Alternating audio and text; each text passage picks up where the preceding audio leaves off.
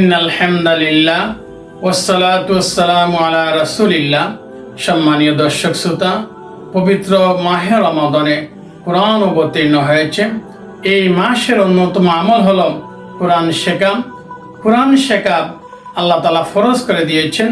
কালামুল্লাহ ঘোষণা করা হয়েছে, ইকরা বিসমি রাব্বিকাল্লাযী খালাক, অর্থাৎ পড়ুন আপনার রবের নামে যিনি সৃষ্টি করেছেন। সূরা আলাকের 1 নম্বর আয়াত।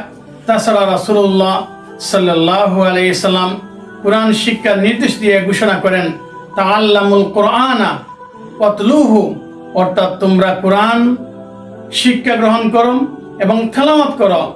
মুসনাদে আল জামির 9890 নম্বর হাদিসে রয়েছে। সম্মানীয় দর্শক শ্রোতা, এই মাসে কোরআন শেখার অন্যতম সুযোগ।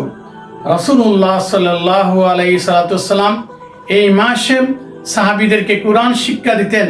তিনি ঘোষণা করছেন, খায়রুকুম মান তাআল্লামাল কোরআন ওয়া আল্লামা, তোমাদের মধ্য থেকে সর্বোত্তম সেই ব্যক্তি যে নিজে কোরআন শিখে এবং অপরকে শিক্ষা দেয়।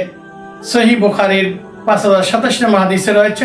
তাছাড়া রাসূলুল্লাহ সাল্লাল্লাহু আলাইহি সাল্লাম বলেন, মান আল্লামা আয়াতাম মিন কিতাবিল্লাহি আযজা ওয়া জাল্লা কানা লাহু সাওয়াবুহা মা তুলিয়াত, যে আল্লাহ তাআলার কিতাব থেকে একটি মাত্র আয়াত অন্য কাউকে শিক্ষা দিবে, যত তেলাওয়াত হবে সব তেলাওয়াতের সব সে পাবে।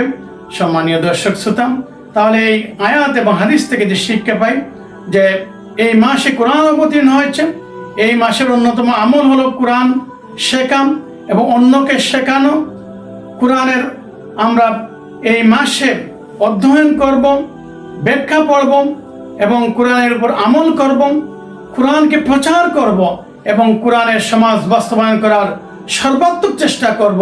আল্লাহ তাআলা আমি সব প্রত্যেকেই এই কথাগুলোর উপর আমল করার তৌফিক দিন। আসসালামু আলাইকুম।